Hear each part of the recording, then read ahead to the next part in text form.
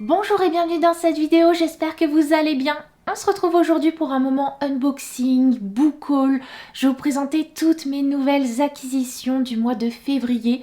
Et pour commencer, hier le premier, c'était mon anniversaire, donc mon amie Anaïs m'a envoyé un colis avec des petites choses dedans. Et vous avez vu, je vous ai attendu pour l'ouvrir. Oui, je vous ai attendu pour ouvrir mon colis d'anniversaire. Quand même. Voilà.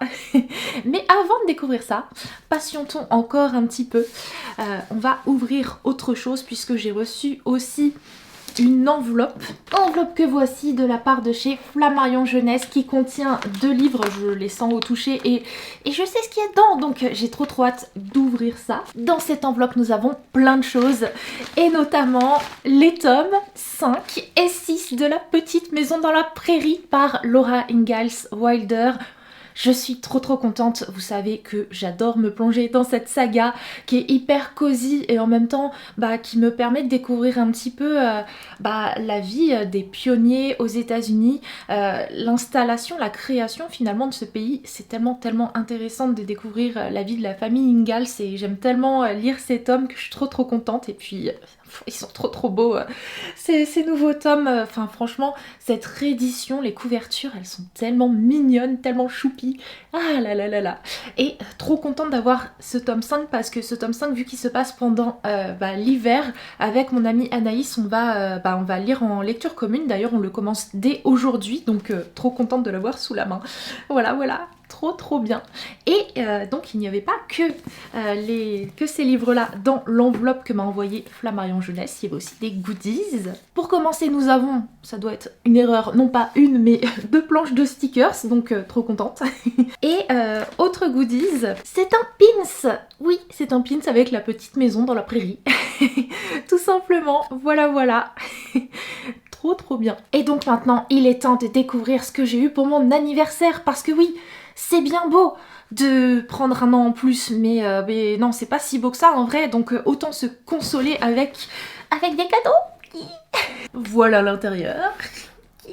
Alors, on commence par la lettre. Il est un peu encombrant ce colis, mais ça va aller.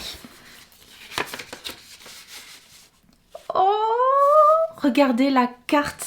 La carte. Ça nous vient de Minalima, c'est sur La Belle et la Bête, c'est une illustration de Minalima de leur livre La Belle et la Bête. Non mais what? Mais je savais même pas que ça existait en fait. En plus donc c'est une carte pop-up, mais c'est trop bien. Incroyable.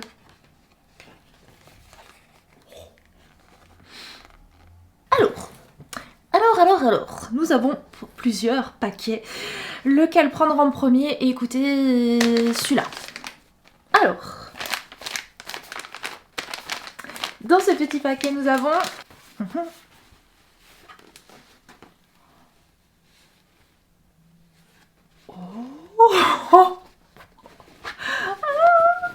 un sac Stranger Things. OMG. Ensuite, paquet suivant.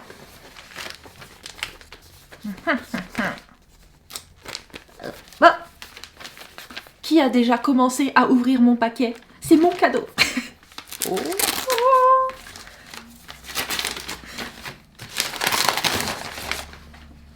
Donc, il s'agit de Beatrix Potter's Countryside, qui est donc un album, à ce que je vois, autour de Beatrix Potter, qui a l'air trop mignon. Enfin, en tout cas, l'illustration de la couverture, j'aime trop.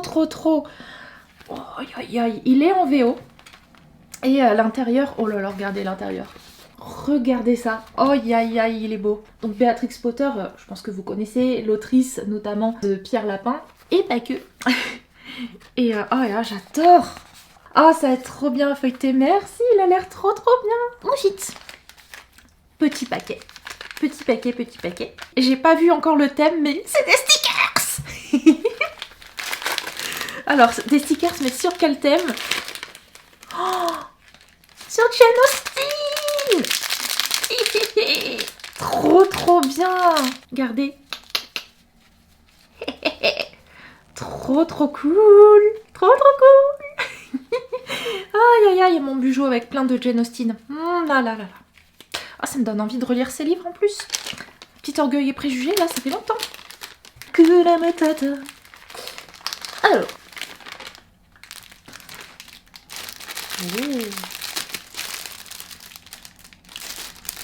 Une trousse à l'effigie de Gilmore Girls. Aïe aïe aïe, trop chou. Aïe aïe aïe aïe aïe. Nouveau cadeau, il est là, il est là. Oh, sur Mercredi Adams. Oh, c'est un porte-clés qui s'illumine. Il va falloir que je l'ouvre, que je déballe, que je vois ça.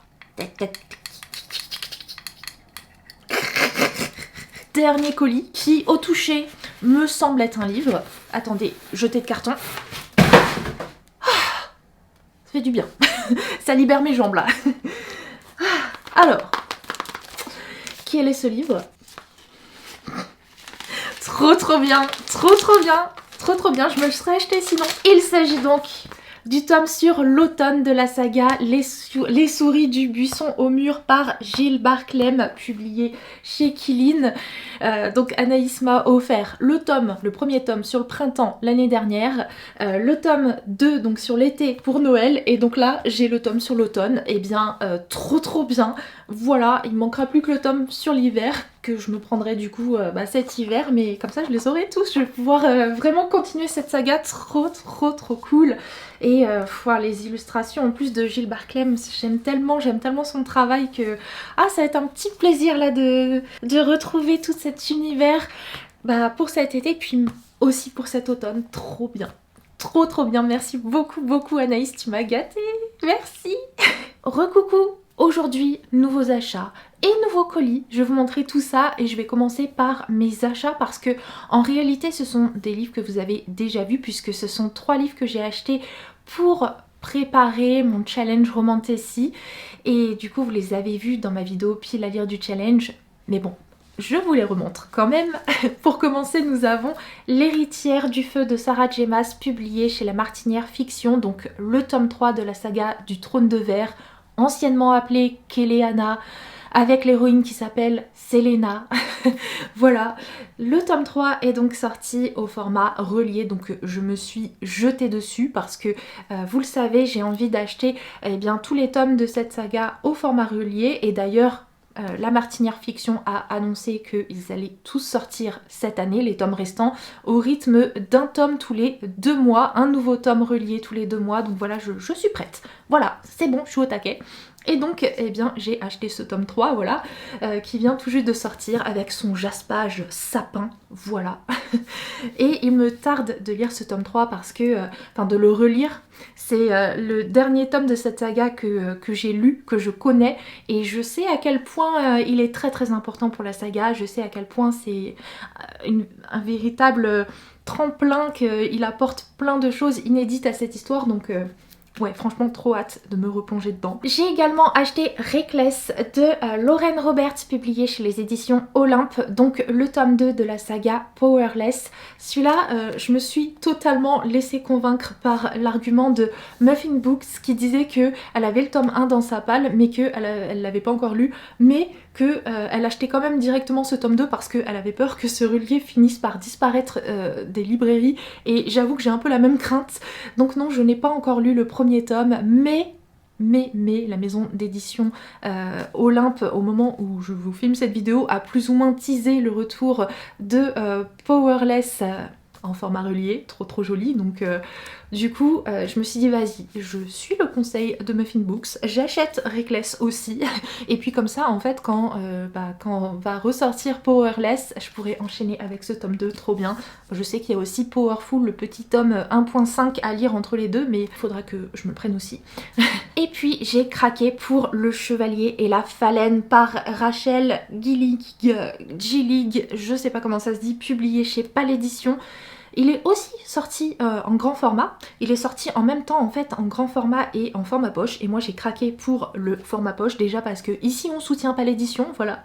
Non, puis en plus franchement je le trouve plus joli en poche, en fait je trouve qu'on voit beaucoup mieux l'illustration, parce que sur le grand format il y a le titre qui prend une grosse partie de l'illustration, alors que là en poche on la voit bien cette belle image, donc voilà, je suis assez fan de ce format. Et ouais, j'ai pris Le Chevalier et la Phalène parce que trop envie de découvrir la plume de l'autrice et ses histoires et ses livres, et c'est ma lecture en cours. Pour l'instant je me régale, donc il est fort probable que par la suite j'achète aussi sa duologie Une fenêtre sur les ténèbres. À chaque fois j'oublie le titre, mais voilà, elle est là. Elle est là, elle est là. Et puis j'ai reçu un colis. Un colis un peu spécial puisque cette fois-ci il nous vient de Gulfstream. Oui, en fait Gulfstream a fait un appel à partenaires exclusivement pour le livre qui est dans ce colis. Et quand j'ai vu le titre, je me suis dit oh là là, j'ai trop envie de l'avoir. Donc ouvrons cette boîte que je vous montre tout ça. Mesdames et messieurs, indice sur votre écran, Nell Pfeiffer, oui, l'autrice de la saga L'Engrange-Temps, a écrit un nouveau roman. Oh là là, trop beau, trop beau, trop beau. Ah là là, le carton est magnifique. Donc comme vous le voyez, c'est Le Fracas des Envolées, le premier tome, Le Brise-Tempête, et on a des petites choses à l'intérieur de ce colis que je vais vous montrer, mais tout d'abord le livre. Voilà, le livre. Il est ici dans du très beau papier de soie, et il est canon, il est canon. Oh là là là là là là là là là. Voilà. Non, franchement, il est très beau. Et donc, ouais, roman de Nell Pfeiffer. Donc, comme je vous disais, l'autrice de la duologie L'Engrange-Temps que j'avais vraiment beaucoup aimé. Elle a sorti donc un nouveau roman de fantasy et franchement ça me tentait beaucoup parce que j'avais beaucoup aimé sa plume et sa créativité dans la saga de L'Engrange-Temps, et j'avais envie de la retrouver avec ce livre.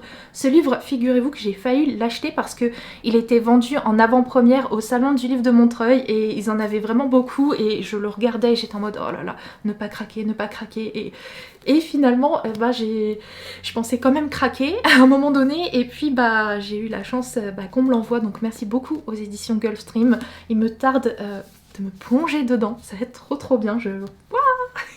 Aïe. Ah. Au niveau du résumé, on va suivre le personnage de Mia Arundel qui, pour redorer l'image de sa famille, va s'infiltrer clandestinement à bord d'un majestueux dirigeable qu'on voit ici. Sauf que ce voyage ne va pas être de tout repos, notamment parce que dans ce dirigeable se trouve la sorcière Skylar Volbrum et son énigmatique apprenti Evel, je ne sais pas comment ça se dit, mais en tout cas ça me tente trop, cet univers de fantasy aussi à la fois steampunk. Je pense que je vais me régaler.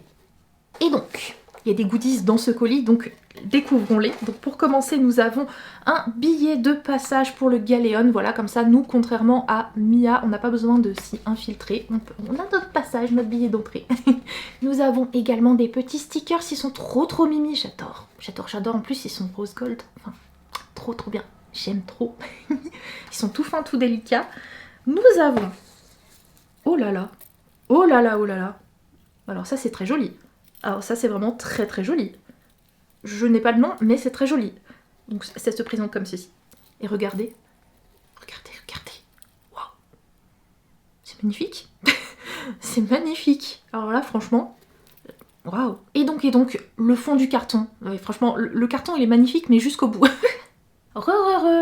J'ai de nouvelles choses à vous montrer aujourd'hui, mais tout d'abord j'aimerais qu'on revienne sur ce livre, sur Le Fracas des Envolées, ce premier tome que j'ai adoré, qui est un gros coup de cœur pour moi. Enfin ça, vous le savez si jamais vous avez vu ma vidéo précédente.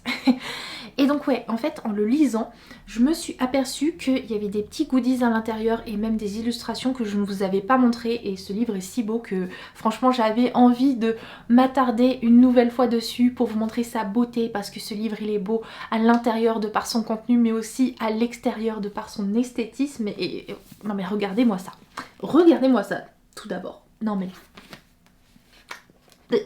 Oui, trop beau.